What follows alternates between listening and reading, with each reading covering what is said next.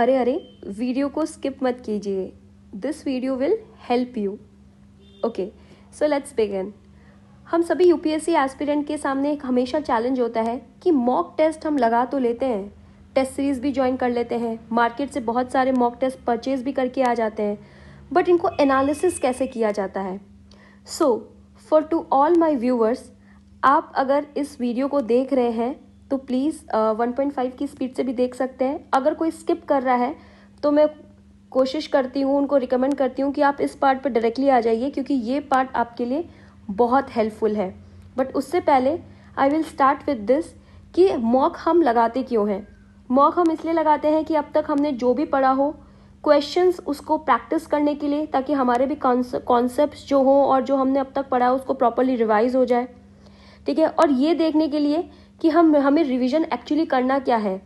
बहुत सारे टॉपिक्स होते हैं, फॉर एग्जांपल पॉलिटी में आप देखोगे president, judiciary, parliament, non constitutional bodies, constitutional bodies. But mock की जब प्रैक्टिस करते हैं तो हमें एक्चुअल में पता चलता है कि हमें कौन सा टॉपिक रिवाइज करने की सबसे ज़्यादा ज़रूरत है। अप्रोच इन द प्रीलिम्स, आप मॉक जब सॉल्व करते हो तो आपको ये पता चलता है कि आप कौन से क्वेश्चंस जो हैं वो सबसे ज़्यादा सही कर सकते हैं, कौन से क्वेश्चंस जो है वो आपकी गलत होने के चांसेस रहते हैं। तो बेसिकली आपको एक स्किल्स जो है एग्जाम के लिए, मेन एग्जाम के लिए, वो डेवलप होती है वाया मॉक्स ओनली। और आप प्रॉपरली अपने मिस्टेक्स को एनालिसिस कर सकते हो, जो कि हम वीडियो के एकदम एंड में इसके बारे में डिटेल के अंदर बात करेंगे।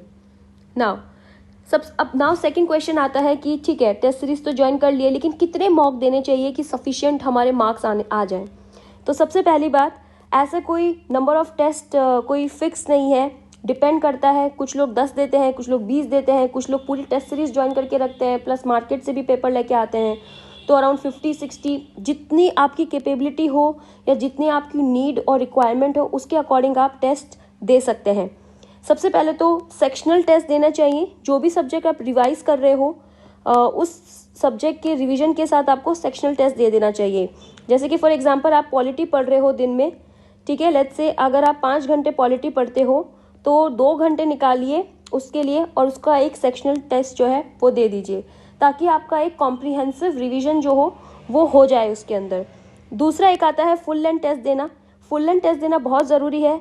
आप इसको अब जैसे कि प्रीलिम्स नज़दीक आ रहे हैं तो आप इसको वंस इन अ वीक कर सकते हो, जिसके अंदर आपने 6 दिन पॉलिटी का एक रिवीजन किया, या आप जिस सब्जेक्ट का भी रिवीजन कर रहे हो उस सब्जेक्ट का रिवीजन किया, एंड 7th डे आप जाके एक फुल लेंथ टेस्ट दे के आते हो।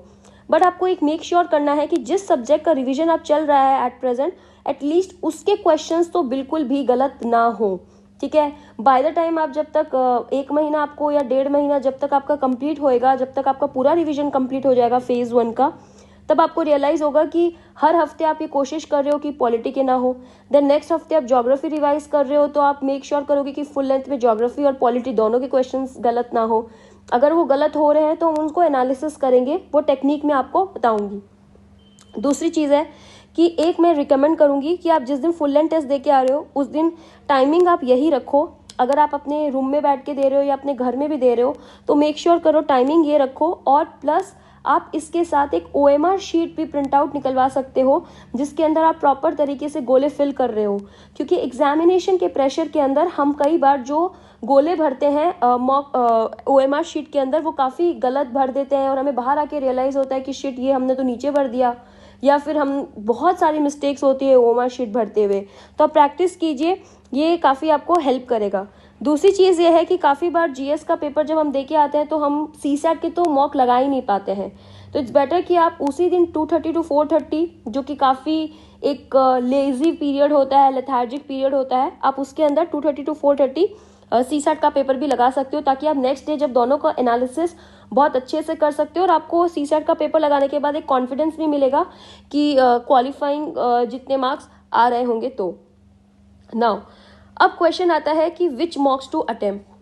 कोई भी मॉक अटेम्प्ट कर लीजिए, कोई पर्टिकुलर टेस्ट सीरीज ऐसी कोई फिक्स नहीं है कि आपको यही ज्वाइन करना चाहिए, वही सबसे बेस्ट है। आपने अगर तो कोई टेस्ट सीरीज ज्वाइन करके रखी है, दैट्स वेल एंड गुड। अगर नहीं कर रखी है तो कुछ पेपर्स आप मार्केट से ले सकते हैं, आपको मिल जाएंगे। कई जगह टेलीग्राम पे भी अवेलेबल है, फ्री मटेरियल बहुत जगह अवेलेबल है, you can go through that and आप मॉक सॉल्व कर सकते हैं। But remember one thing, there is a no substitute of PYQ। PYQs का कोई सब्स्टिट्यूट ही नहीं है। आपको 1500 से 1600 क्वेश्चंस इतने ज़्यादा स्टैटिक के मिल जाएंगे पीवाईक्यू के थ्रू। अगर आप प्रॉपरली पीवाईक्यू को ही अगर रिवाइज करोगे तो आप देखोगे कि यूपीएससी सिमिलर थीम्स पे क्वेश्चन पूछता है अलग अलग फॉर्म में। एक बार उन्होंने अगर विजयनगर एम्पायर का फाउंडर के बारे में पूछा तो नेक्स्ट ईयर उन्होंने उनके आर्किटेक्चर के बारे में पूछा, देन उसके बाद उनका एडमिनिस्ट्रेशन के बारे में पूछा। This is one example. तो आप उनके पीवाईक्यू का अगर रिवाइज कर रहे हो, पीवाईक्यू के अंदर अगर आपका कोई क्वेश्चन गलत होता है तो आप उसके कंटेंट को बहुत अच्छे से पढ़ो, क्योंकि चांसेस है कि वो जो क्वेश्चन लास्ट ईयर पूछा गया उसको स्टेटमेंट बना के आंसर के साथ नेक्स्ट ईयर जो हो वो आपको स्टेटमेंट में क्वेश्चन पूछ ले। ठीक है, now this is most important part of this video कि हम मॉक दे तो आते हैं, क्वेश्चन ये होता है कि उसको एनालिसिस कैसे किया जाए। क्या ऐसी टेक्निक है जिसको उसका एनालिसिस करें कि हमें एक्चुअल में प्रॉपर रिजल्ट मिले हमारे मॉक का। देखिए, सबसे पहले आप इसको 3 कैटेगरी में डिवाइड कर दीजिए। सबसे पहले आप डिवाइड कीजिए कि हमारा अगर कोई भी क्वेश्चन गलत होता है तो उसका क्या रीज़न है, क्या रीज़न है कि हमारा कोई क्वेश्चन गलत हुआ है। तो उसके लिए आप पेपर सॉल्व कर लिया। पेपर सॉल्व करने के बाद आप 4 पार्ट में डिवाइड कर दीजिए। पहला, नॉलेज नहीं था। दूसरा, सिली मिस्टेक्स या कंफ्यूजन, नॉट करेक्ट, करेक्ट, या किसी का नाम गलत पढ़ लिया या ईयर गलत पढ़ लिया, लाइक दैट। स्टेटमेंट रिकॉग्नाइज कर लिया लेकिन याद नहीं कर पा रहे थे कि एग्जैक्टली ये स्टेटमेंट था कि उल्टा था या ये नहीं था। दिस टाइप की चीज़ें होती कि याद नहीं आ रही होती है। एक है गेस, जो आपने गेस किया हो। तो सबसे पहले आप, अगर आपके कुछ क्वेश्चंस जो इस कैटेगरी में फंस रहे हैं, सिली मिस्टेक और कन्फ्यूजन, इसको सबसे पहले प्रायोरिटी पे देखिए कि इतने कितने क्वेश्चंस हैं। लेट्स से ये 3 क्वेश्चंस होते हैं, तो ये लेट्स से 4 क्वेश्चन होते हैं, लेट्स से ये 5 होते हैं और लेट्स से ये 10 क्वेश्चन होते हैं। ठीक है, तो सबसे पहले आप ये देखिए कि आपकी सिली मिस्टेक और कन्फ्यूजन आपको किसके अंदर हुआ है, ऐसे कौन से क्वेश्चन हैं जिनको आपके सिली मिस्टेक की वजह से हुआ है। तो let's say these are the 3 questions.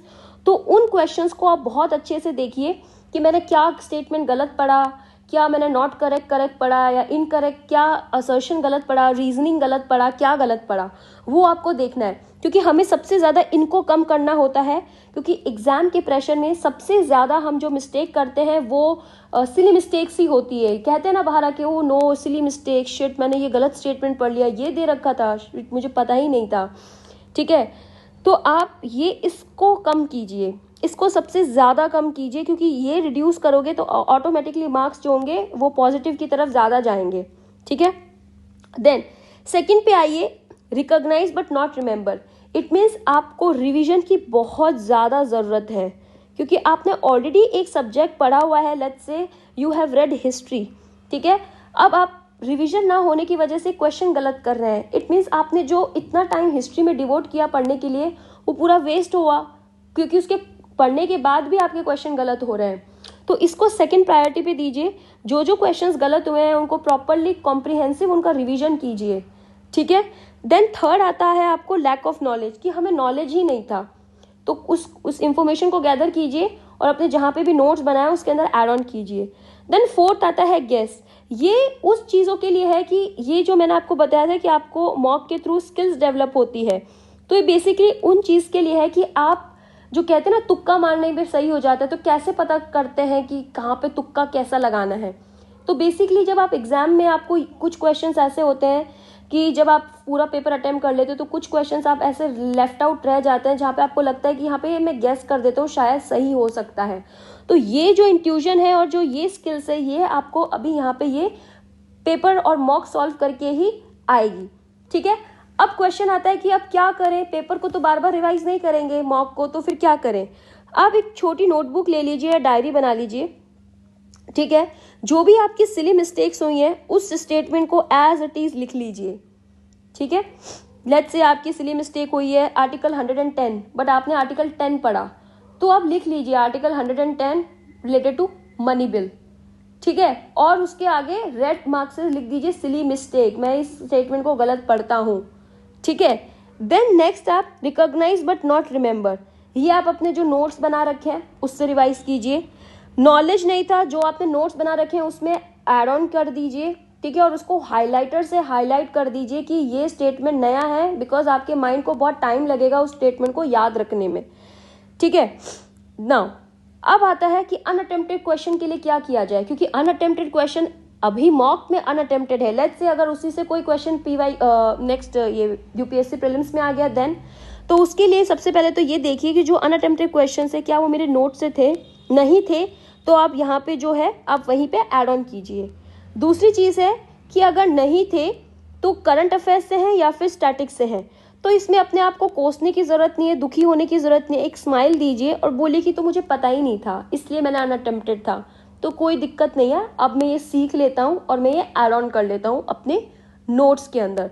तो आप ऐड ऑन कर सकते हैं। ना कई बार हम बहुत ज़्यादा खुश हो जाते हैं कि हमारा राइट हो गया है कोई क्वेश्चन, लेकिन इतना खुश होने की ज़रूरत नहीं है क्योंकि ये मॉक में राइट हुआ है। यू डोंट नो कि प्रीलिम्स में, रियल प्रीलिम्स में सही होगा कि नहीं होगा। So for that right questions के लिए आपको एनालिसिस भी करना है, जिसके लिए आप दो चीज़ें देखोगे, क्या मुझे नॉलेज के बेसिस पे ये मेरा राइट हुआ है या मेरा गेस के बेसिस पे राइट हुआ है। अगर आपके नॉलेज के बेसिस पे राइट हुआ है तो ऑफकोर्स अपने आप को शाबाशी दीजिए, क्योंकि आपने जो अब तक रिवाइज किया है या जो भी आपने पढ़ा है आप उसका प्रॉपरली यूटिलाइज कर पा रहे हैं, उस क्वेश्चन को सॉल्व कर पा रहे हैं। और अगर गेस के बेसिस पे हुआ है तब भी अपने आप को देखिए कि मैं किस तरीके के क्वेश्चंस जो है वो सही करता हूँ गेस के थ्रू, तुक्के में मेरे कैसे क्वेश्चंस सही होते हैं। तो आप ये अगर टेक्निक अडॉप्ट करेंगे तो आई विश कि एटलीस्ट आपके 6 to 10 मार्क्स 100% इंक्रीज होंगे पर मॉक, ठीक है। और जब इंक्रीज होते हैं या नहीं भी होते हैं, बट फिर भी आप अगर कहते हैं ना जिंदगी का नाम है सिर्फ ट्राई करते रहना, अगर आप ट्राई भी कर रहे हो बट एंड में अपने आप को ज़रूर बोलना that I am proud of my self that I actually tried, ठीक है। सो आई होप ये वीडियो आपके अपकमिंग प्रीलिम्स के लिए हेल्पफुल रहे। Let me know in the comment section.